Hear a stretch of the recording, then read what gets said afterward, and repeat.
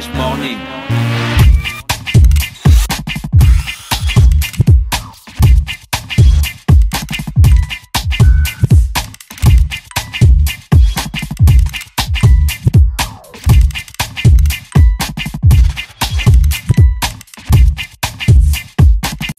Urban FM.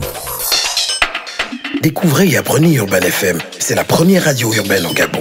Urban FM, c'est aussi une équipe de jeunes dynamiques à votre écoute pour vous satisfaire. La recherche d'une qualité de son parfaite, de nouvelles techniques de communication. Urban FM, c'est une nouvelle manière de voir et de faire de la radio. Grâce à Urban FM, vous n'écouterez plus la radio de la même façon. Entrez dans l'univers Urban FM 104.5, la station urbaine. 104.5, 104.5, 104.5. Urban FM, Urban FM. Urban FM. Le réveil matinal le plus haut de la capitale sur la radio. La plus haute de la capitale. Sur les 104.5 Urban FM, la station urbaine, on parle de l'administration, c'est ça, moi? Oui, nous parlons d'administration, notamment du ministère de la fonction publique, de la modernisation du service public, chargé de la réforme de l'État, qui, au cours du moins en ce qui concerne le ministre, qui a initié un projet d'ordonnance portant modification, suppression et complétant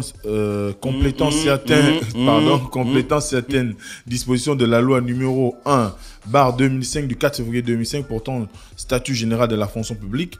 Alors, les dispositions sont notamment, on les trouve dans les articles 14, 78, 79, 81, 82, 101, 105, 106, 126, 153, 155 et 167, notamment en ce qui concerne le statut général de la fonction publique. Donc, dans ce projet d'ordonnance, le ministre a suggéré au Conseil des ministres de la modification d'un certain nombre de points, notamment l'exclusivité de l'avancement au mérite comme mode de progression dans la carrière, la réintroduction du classement des corps des fonctionnaires dans les catégories A, B et C, à côté de la classification ordinaire instaurée par la loi en vigueur. À côté de la classification ordinaire instaurée par la loi en vigueur, la réduction du domaine législatif de toutes les dispositions relatives à la rémunération des agents publics, la suppression de l'unicité des grilles, la suppression de l'indemnité des services rendus, l'instauration du paiement au 30e pour que le versement de la rémunération se fasse désormais au prorata du nombre de jours travaillés.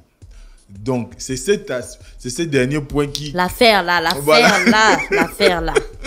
Ça soulève beaucoup de passion. C'est ce dernier point qui, évidemment, pose beaucoup de problèmes chez les fonctionnaires actuellement. D'ailleurs, il y a le Dynamique Unitaire qui a son AG cet après-midi dans leur lieu habituel, notamment en ce qui concerne le stade de basket d'Awendje. L'objectif étant d'instruire les fonctionnaires sur les modifications qui sont en train de se faire par rapport à leur statut. Alors, ce qu'il faut dire, c'est que quand on parcourt un tout petit peu ce projet d'ordonnance, on se rend bien compte qu'il y a beaucoup d'autres, en dehors de l'instauration du paiement au 30e qui a été décidé. Eh bien, il y a des mesures telles que la suppression... Tu en penses quoi au prorata? On va y arriver. Arrive, mon frère. Il y a l'indemnité de service rendu qui doit être supprimée. Beaucoup de personnes, je ne sais pas, n'en parlent pas. Quel service rendu? Non, en fait, il y a... Service rendu à qui? À l'État. En fait, quand un agent public partait en retraite, l'État lui versait une contribution, du moins une indemnité de retraite. Dans l'optique de... Non, pas de la retraite. C'était hors retraite.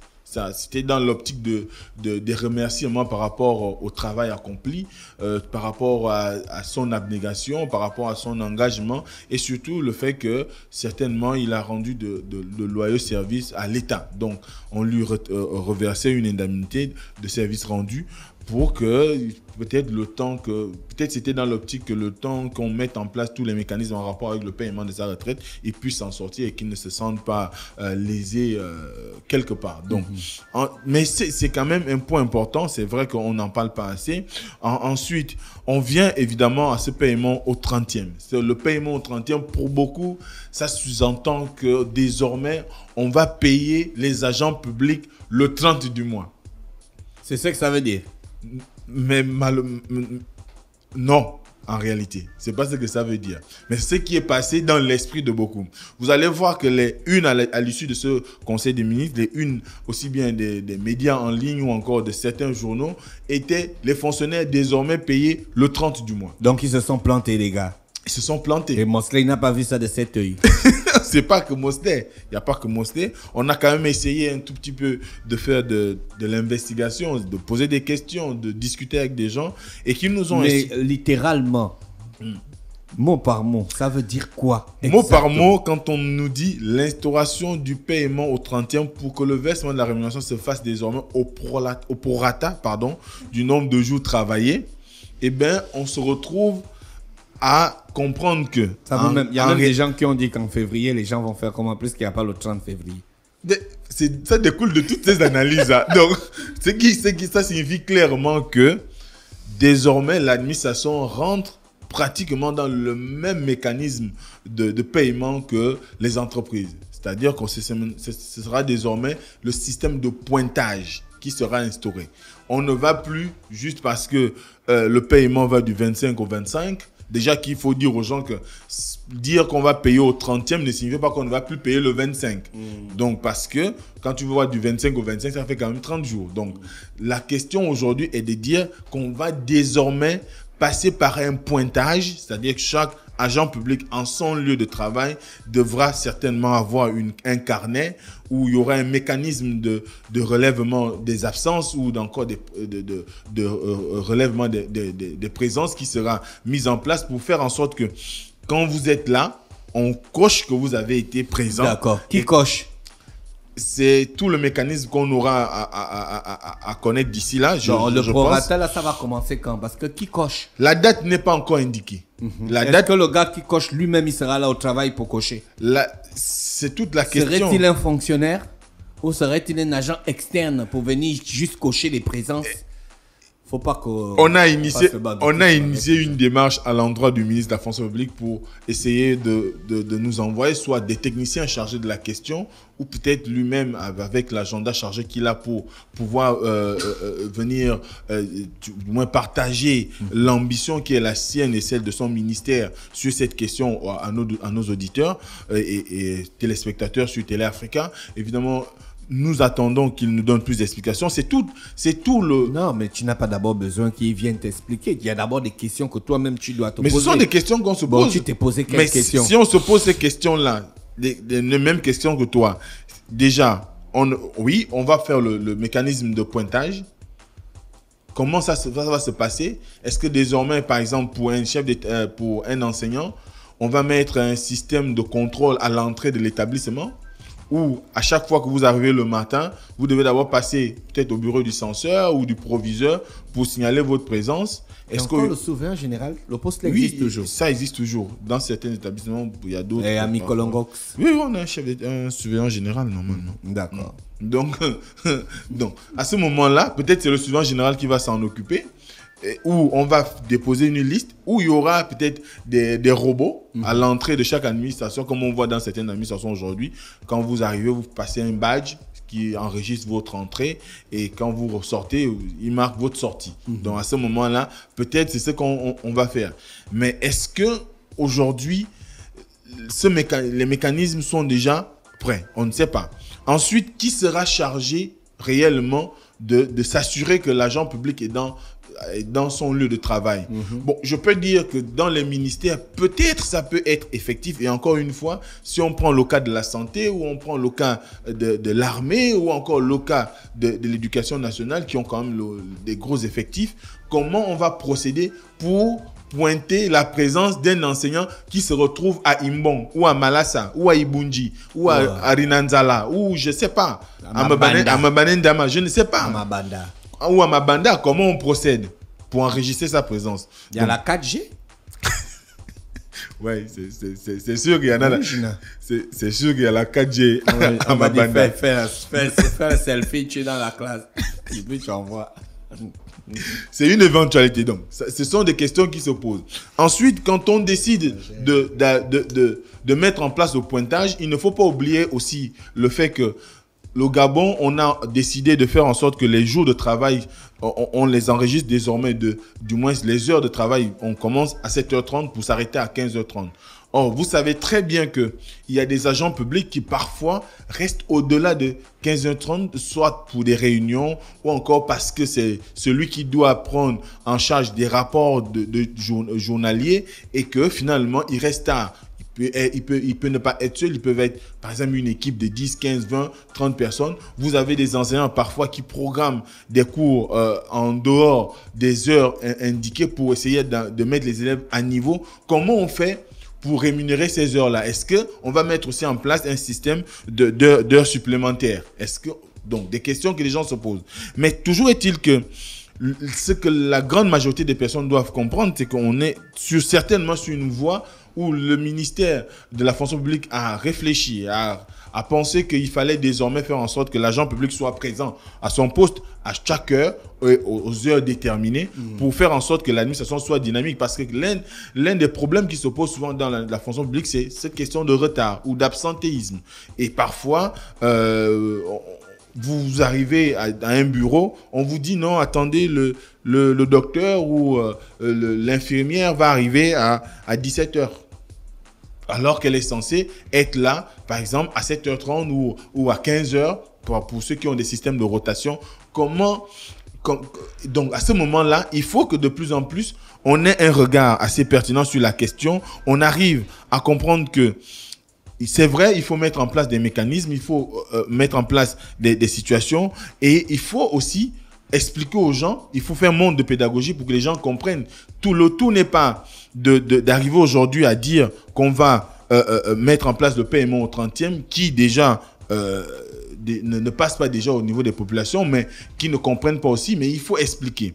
Dans un premier temps, c'est vrai, on a un problème avec l'administration qui est lourde, qui a tout un tas de problèmes, mais il y a quand même le besoin de faire en sorte que les gens ne restent pas dans l'expectative, les gens ne se posent pas des questions et qu'on se demande si le gouvernement a réellement les moyens de contrôle qui vont suivre par rapport à cette condition.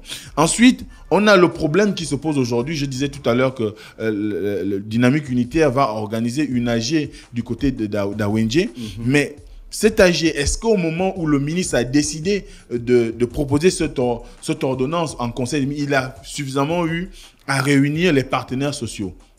Ce sont autant de questions qu'on se pose parce que ce sont des questions qui peuvent faire en sorte que la trêve sociale qui aujourd'hui a été signée par un certain nombre de syndicats ou encore par un certain nombre de mouvements qui défendent les intérêts des travailleurs peuvent être remis en cause parce que beaucoup de personnes ne se retrouvent pas, ne comprennent pas forcément le bien fondé de la mesure, ne sont pas forcément dans la logique de pouvoir comprendre qu'aujourd'hui, il y va de la survie de la fonction publique, de pouvoir se moderniser, de pouvoir se redéployer, de pouvoir se réorganiser, de pouvoir faire en sorte que les agents qui se retrouvent dans les administrations soient de plus en plus dynamiques et au service du plus grand nombre. Parce que c'est ce qu'on décrit souvent.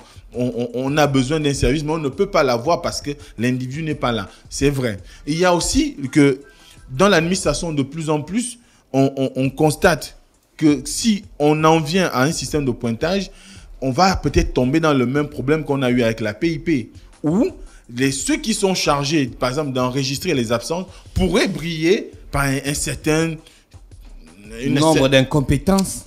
Une certaine attitude allant dans le sens du copinage, par exemple. Tout ça rentre dans l'incompétence, moi. Oui. Quand tu vas employer des mots doux. Est-ce que tu es un chanteur de zouk? Non, je ne suis pas un chanteur de zouk, bien sûr.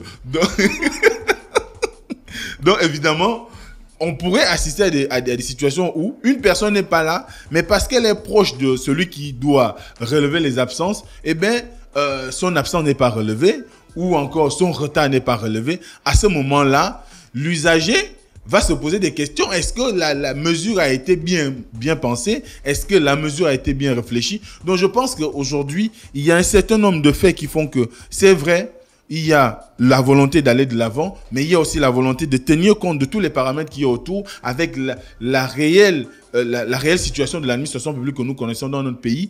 On trouve que beaucoup de personnes trouvent que c'est un risque que le ministre prend. Certainement que d'ici là, on aura la possibilité. Pour l'évolution d'une société, il faut toujours prendre des risques. Oui, il faut prendre des risques, mais des risques qui valent la peine aussi. Qu'est-ce que tu en sais que ça ne vale pas la peine? Vous pensez que, je l'ai dit tout à l'heure, un enseignant qui est affecté à Malassa, qui contrôle son absence? Un jour, comment on le pointe? Un jour, Malassa aura les mesures, on appelle ça comment, les éléments techniques pour qu'on puisse le pointer. Il faut d'abord qu'on prenne la mesure. On ne va pas attendre les éléments techniques. Si la mesure peut commencer par la capitale et après évoluer à l'intérieur du pays, on va step by step, you know? Je suis, mais encore que c'est la volonté. Maintenant, comme je l'ai dit, non, comme je l'ai dit, on a engagé une procédure. Tu te souviens, on a parlé du mérite. Hein, tu as vu, non? Ça va dans le même sens. C'est-à-dire, comment est-ce que... Parce que ensuite de ce que le ministère a dit, c'est dit que l'avancement maintenant dans la carrière va se faire par le mérite. Et c'est le supérieur hiérarchique qui décidera de qui avance et tout en fonction. Mais quand on n'a pas encore réglé la structure des valeurs des gens dans l'administration publique, comment est-ce qu'on peut se baser sur une chose aussi... aléatoire? Je n'ai pas sorti le mot. Merci. Quoi, tu es sur tes gardes, non, peut-être? En fait, je m'apprête à le sortir, mais on voit qu'on est sur la même longueur d'onde, tu vois, parce que si c'est des choses pratico-pratiques, hein, c'est un stylo, tu sais que après avoir fait 2 ans, après avoir fait tel truc, mais tu avances. Mais l'évaluation d'un individu aussi ne réside pas sur des valeurs mathématiques, hein. On est d'accord, Dafresh. Il y a beaucoup de, on appelle ça comment? Il y a beaucoup d'options qui rentrent en compte. Mais quand c'est pas parce qu'un gars est bon au boulot que c'est forcément un bon fonctionnaire. Mais il peut être soulard, il peut être absentéiste, mais quand on lui donne un dossier... Non, soulard, ça ne compte pas. Il peut être absentéiste et soulard. Mais quand on lui donne un dossier... Il exécute rapidement. Avec une compétence, avec efficacité, oui. tu vois. Donc, il y a beaucoup de choses qui rentrent en compte. Voilà pourquoi il faut donc ramener... on appelle ça comment? Tu disais quoi? L'avancement au mérite. Non, les valeurs. Les valeurs. L'ensemble des valeurs qui font en sorte que les hommes soient bons et soient capables d'évaluer d'autres hommes comme eux. Mais le problème qui se pose, c'est que cet aspect de l'évaluation à la base est d'abord subjective. Ouais. Oui, ça dépend. Toi-même, tu l'as dit. Non, l'évaluation des hommes. Qu'il s'agisse des hommes ou à l'école, l'évaluation est d'abord subjective. Non, 1 + 1 = 2, mon frère. Ça, c'est mathématique. Ça encore qu'on a vu des copies de mathématiques où un élève a trouvé, a eu des réponses justes, mais l'enseignant a mis faux. On a déjà vu ça en mathématiques plusieurs fois. Parce que l'enseignant voulait faire la philo avec les mathématiques. Mais ça existe. L'évaluation est d'abord à la base subjective. Mais ce qu'il faut dire aujourd'hui, c'est que l'avancement au mérite, qui va remplacer l'avancement automatique, peut causer aussi des problèmes. Parce qu'il y a des gens aujourd'hui qui ont 5 ans dans l'administration et qui se retrouvent à avoir toujours le statut, par exemple, de stagiaire. Oui, tu as 5 ans dans l'administration. Or, chaque 2 ans, un agent public doit pouvoir évoluer au niveau de la carrière. Or, quand on regarde l'applicabilité sur le terrain, vous avez des gens, après 5 ans à la fonction publique, ils sont toujours stagiaires. Et vous avez des gens, à peine ils sont rentrés. Voilà, ils sont déjà titularisés, il y a quand même un problème. Donc, à ce moment-là, l'avancement au mérite peut causer aussi des problèmes parce que, comme disait Gina tout à l'heure, celui qui va évaluer, il incarne quelle valeur? Il est qui? Il vient d'où? Est-ce qu'il a la compétence requise? Et d'ailleurs, encore une fois, je reviens là-dessus. Est-ce qu'il est digne de confiance? Est-ce qu'il est honnête? Donc, est-ce que c'est un bon travailleur? Est-ce qu'il a mérité son poste-là? Est-ce que lui-même, il est exemplaire? That's the question. Donc, c'est autant de problèmes qu'on peut rencontrer. Hein? Vous êtes méchant avec mais non, nous on n'est pas dans l'administration publique, donc on peut le dire de manière mais les gens de l'administration objective. Publique on ne parle pas de les toi. Les gens de l'administration publique vont dire que vous êtes jaloux. Est-ce que vous êtes des animateurs d'une petite radio de merde? Pourquoi arriver à ça?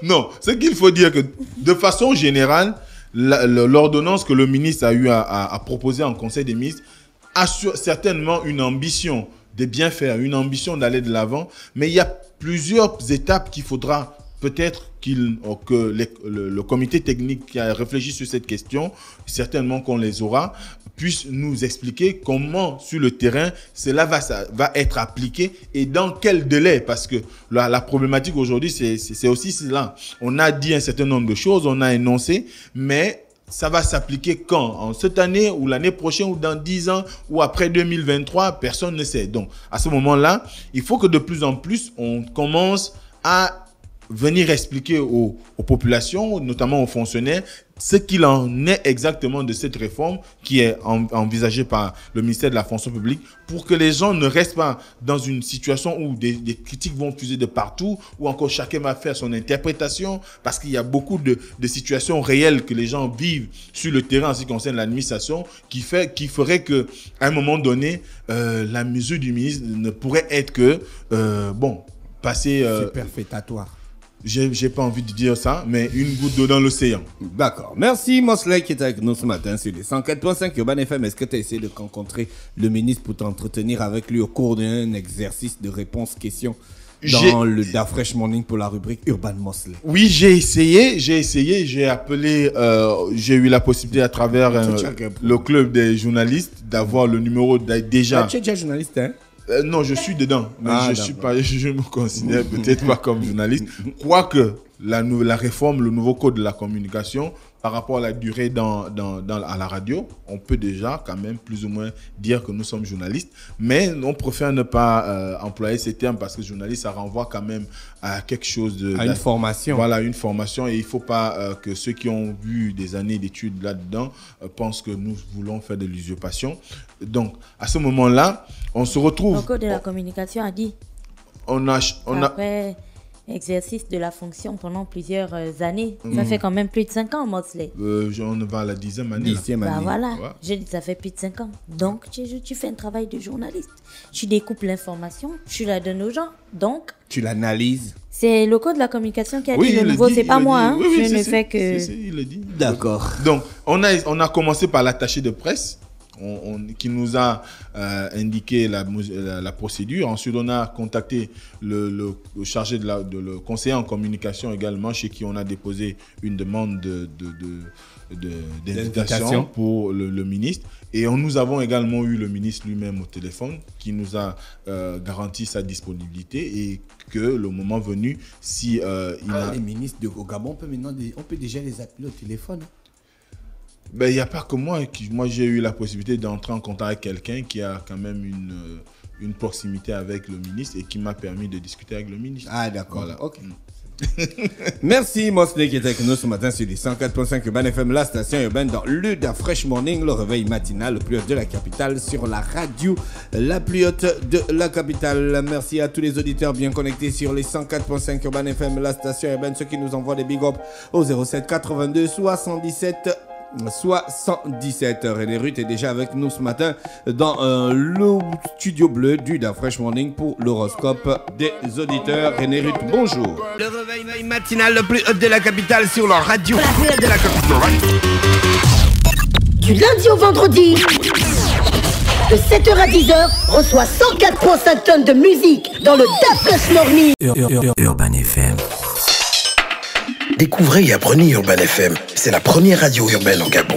Urban FM, c'est aussi une équipe de jeunes dynamiques à votre écoute pour vous satisfaire. La recherche d'une qualité de son parfaite, de nouvelles techniques de communication. Urban FM, c'est une nouvelle manière de voir et de faire de la radio.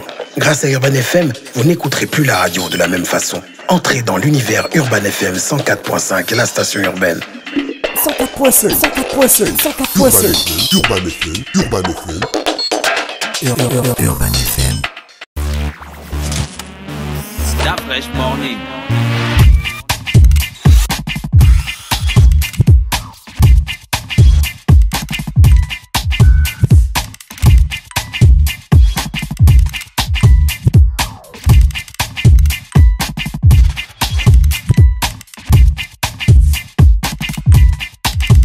UrbanFM.fm